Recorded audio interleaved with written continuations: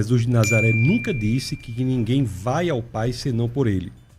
No Evangelho de João, no capítulo 14, no verso 6, as Escrituras dizem, Jesus dizendo: eu sou o caminho, a verdade e a vida, ninguém vem ao Pai senão por mim. Isso porque Jesus não é intermediador, Jesus é o próprio Deus encarnado. Lá no Evangelho de João, no capítulo 1, verso 1, as Escrituras dizem: no princípio era o Logos estava com Deus, o Logos era Deus. No Evangelho de João, no capítulo 1, no verso 14, esse Logos, as Escrituras dizem, toma carne e tabernacula entre nós. Então Jesus ele não é um profeta, ele é o cumprimento das profecias, é o Logos sobre o qual a filosofia grega se debruçava durante séculos e séculos, que encarna e vem entre nós. Jesus não é, no cristianismo, um intermediário entre o homem e Deus. Jesus é o próprio Deus encarnado. Isso é cristianismo, que diferencia o cristianismo das outras visões de mundo. No que diz respeito ao tema, em especial, eu diria que Jesus é a chave interpretativa de todo o Antigo Testamento. E eu peço licença para me referir a Tanar por Antigo Testamento, assim que nós falamos das Escrituras do Antigo Testamento, embora tenha 39 livros, é uma divisão maior, que traz, inclusive, uma correspondência muito interessante com o livro de Isaías. A Bíblia são 66 livros, 39 do Antigo Testamento, 27 do Novo, escritos por cerca de 40 autores, 31 dos 40 autores escreveram o 39 do Antigo Testamento e 9 dos 40 escreveram os 27 do Novo.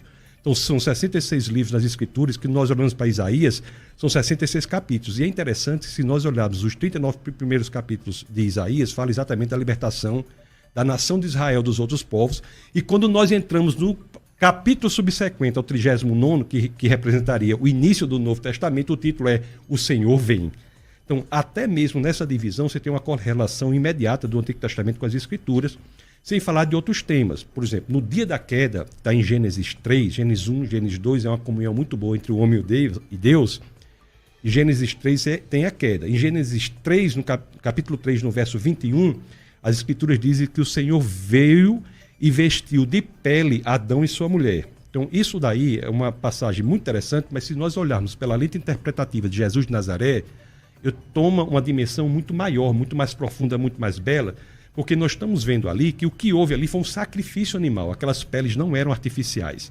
Então Adão e Eva, em Gênesis 3, 21, ficou estupefato, boquiaberto, impressionado, diante do sacrifício de um animal, que aponta já ali no dia da queda para a realização plena desse sacrifício, que é quando Deus vem como Cordeiro perfeito para morrer em nosso lugar.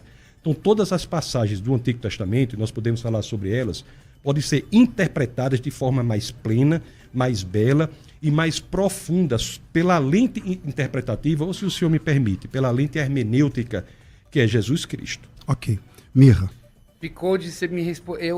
Eu, nessa questão de intermediador, Paulo sim escreve nas cartas intermediador, que Jesus é intermediador. É que eu não sou especialista de Novo Testamento, mas já li.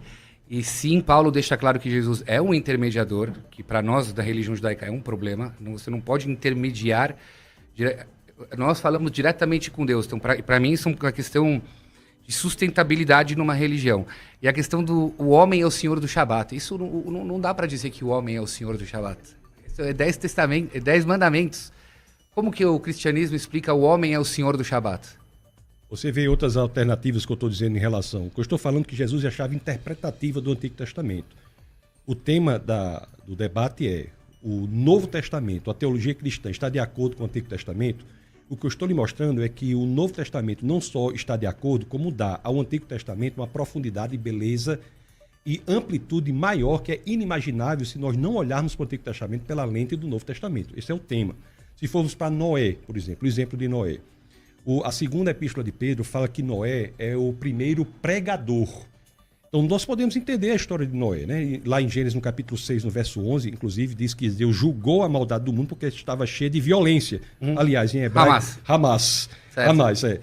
E estava cheia de Hamas e Deus julgou a maldade do mundo. E como é esse julgamento? É o seguinte: Noé passa a proclamar para a humanidade o seguinte: olhe, Deus julgará a maldade do mundo, mas para que você não seja destruído juntamente com o julgamento que eu farei da maldade do mundo, aqui está a saída. Você deve estar na arca.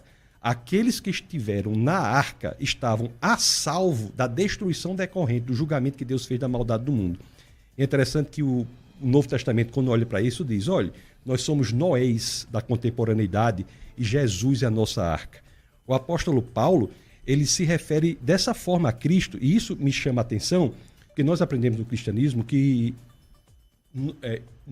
Jesus está em nós, mas o apóstolo Paulo diz, nós estamos também em Cristo, fazendo uma alusão direta à expressão da arca. A arca é um trailer para o filme completo, perfeito, belo e pleno que se dá em Jesus Cristo e assim em diversas partes do Antigo Testamento.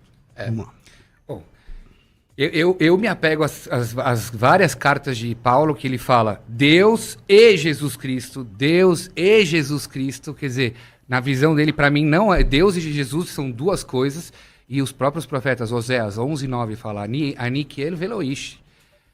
Deus eu sou Deus, eu não sou homem. Aqui, o fato de fazer um homem, ele encarnou Deus, para nós isso é idolatria. Quer dizer, nós judeus vemos que mesmo cristãos evangélicos, que não servem imagens, não servem estátuas, se você acredita que o Deus pode encarnar em formato de pessoa, também é idolatria, porque Deus não é homem.